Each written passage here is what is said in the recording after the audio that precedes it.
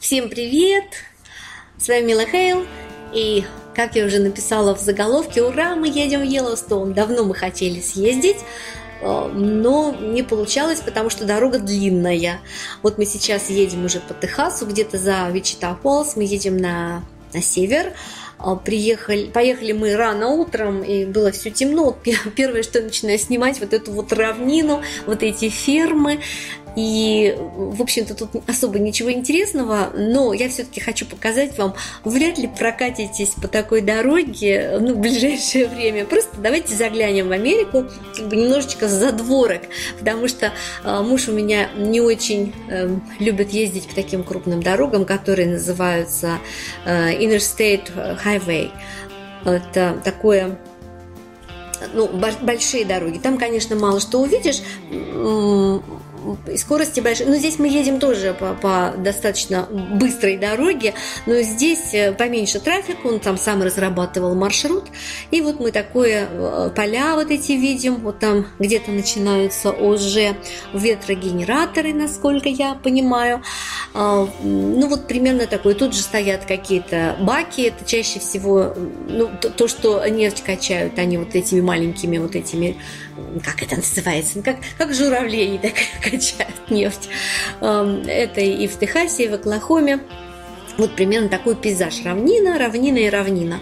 Вот тут вот цветочки начинаются. Да, давайте я вам скажу сначала. Значит, мы двое суток мы ехали. Я вам сейчас просто видео монтирую, потому что невозможно вот сразу на ходу все записать. И все равно потом приходится кусочками монтировать достаточно долго получается. Я сделала... Вот они, ветрогенераторы. Смотрите, какая красота. Как-то раз мы ехали в прошлом году, наверное, когда мы поехали в Колорадо, там был такой момент, все ветрогенераторы, их много, вот все стояли, мы еще не сломались, что ли, просто не было ветра. Оказывается, они могут и стоять на месте, когда ветра нет, но это редко очень бывает. Вот они такие огромные, когда везут их части где-то собирать, то это вообще ужасно огромные, они кажутся маленькими. Вот эта вот средняя часть вот этого ветрогенератора, она... я не знаю, величиной с огромную комнату, может быть, даже с дом. Вот. Это такие вот тут двухэтажные вагоны. Мы едем вдоль железной дороги, и почти вот все наше путешествие у нас сбоку была железная дорога.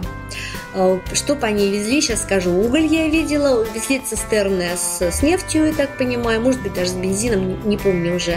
В общем, такое. Здесь я хочу вам показать, да, но пассажирских не было ни разу. Посмотрите, это желтое, видите, такое уже поле пожелтевшее, это пшеница. То есть и ветрогенераторы стоят, и тут уже сельское хозяйство развивается на этих площадях. Это пшеница. И пшеница здесь, ее высаживают, наверное, в феврале, скорее всего, высевают. И вот она к концу мая, к началу июня, она уже готова. Я такое несколько раз видела, когда мы ездили, по всяким разным вот таким вот закоулкам, можно сказать.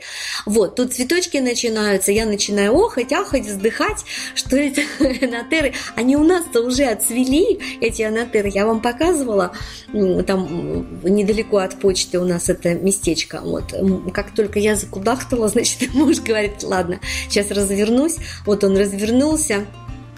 Вот, чтобы вам просто показать. В общем, эти цветочки, они заканчиваются где-то в Техасе. По-моему, даже в Оклахоме. Хотя мы самый западный кусочек маленький проехали Оклахомы, который севернее наш штат. Там, по-моему, уже не было анатеры. Все-таки она, наверное, только в южных штатах, потому что, наверное, вымерзает зимой. То есть южное растение, дикая такая травка. Вот. А теперь, видите, вот там элеватор. Вот эти элеваторы с зерном наверняка, потому что кругом фермеры выращивают пшеницу, выращивают кукурузу. Вот они, эти элеваторы, по всей дороге стоят, и туда и обратно мы... Сколько их видели, это невозможно. Вот это какой-то маленький городок, я уже не помню. Вот такой типичный. Такие попроще все постройки, так скажем. Вот такой рабочий городок. Вот тут элеватор, железная дорога. Вот, это такой даунтаун крохотный, маленький, да, какие-то тут кафешки, может, магазинчики. Такой, есть такое стандартное, что-то такое, главная улица, да. Вот, но народу никого, заметьте, все работают. А если работают, значит, едут на машине, они пешком ходят. Вот. И в этих обычно маленьких городках, значит, вот признак, что совсем маленький городок, это когда нет ни Walmart, никаких вот таких вот, сейчас я вам показываю, да, каких-то магазинчиков, это совсем маленький городок. Вот. Walmart они выбирали и выбирают, наверное, строить или не строить, открывать, не открывать, говорят, прямо в Гугле просматривают, вот что за местность такая, много ли народу. Это Красная река, мы ее проезжаем, видите, у нее такое гуляющее русло, она такая широкая, все время такой ручеек течет. Ну, южные реки такие, они могут казаться ручейком, и потом, вы знаете, в мгновение ока превращаются в какие-то бушующие такие прям огромные реки. Вот, это мы переезжаем Красную реку, и вот тут начинаются какие-то холмы немножечко, видите, такие вот. Но так как я равнинный житель, я быстро западаю на это дело, я сразу начинаю снимать. Вот. А подъезжаем мы сейчас к такому городку, который называется Canadian. Такой тоже маленький городок. Там нам нужно было перекусить, пообедать. Вот это вот был момент, когда мы обычно, когда едем, значит, выезжаем рано утром, часа в 4, ну, может быть, 3:30 иногда. Потом по дороге где-то в 6 часов там уже открытые ресторанчики. В воскресеньях с этим хуже, они 6:30 открываются. Значит, там мы обычно завтракаем. И вот мы едем. И доехали мы вот до этого Canadian, сейчас я вам покажу. И мы здесь пообедали.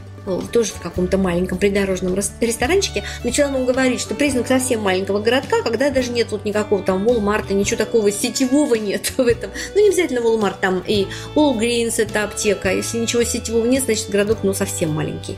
Но люди все равно живут. Есть, конечно, и совсем заброшенные такие вот городки. Дело в том, что здесь нет никаких понятий, там город, поселок нет. Все, что там 1, 2 дома, 3 дома, это все будет таун. То есть там есть либо город, либо ферма. И деревень таких нет, как вот мы привыкли, да, и даже не знаешь, как это назвать. Сельская местность, здесь сел нет, здесь фермы. Фермерская местность, не знаю даже, как назвать. Вот мы приехали в этот Canadian, я вам говорила. Вот, много заброшенных таких городков. Ну, например, когда, я так понимаю, ну, просто работы нет, если у людей... Вот в этом городке, например, есть, да, там кругом фермеры, я уже заметила, если едешь, и вот там либо выращивают коров, либо выращивают корм для коров, да, вот вдоль дороги. Значит, будут маленькие городки вот с этими элеваторами, и там будет хоть немного людей жить. В общем, там работа хоть какая-то есть. Есть дороги, по которым едешь, и брошенные прям дома, брошенные городки. Это значит, что просто, ну, люди ушли, потому что не стало работы. Но по этой дороге мы едем, я уже говорила, тут вот идет железная дорога вдоль нее, и поэтому, ну, что здесь заброшенных городков я не видела. Но потом все равно я вам где-нибудь покажу, что такое заброшенные городки. Все, сейчас продолжение будет. Сейчас будет продолжение.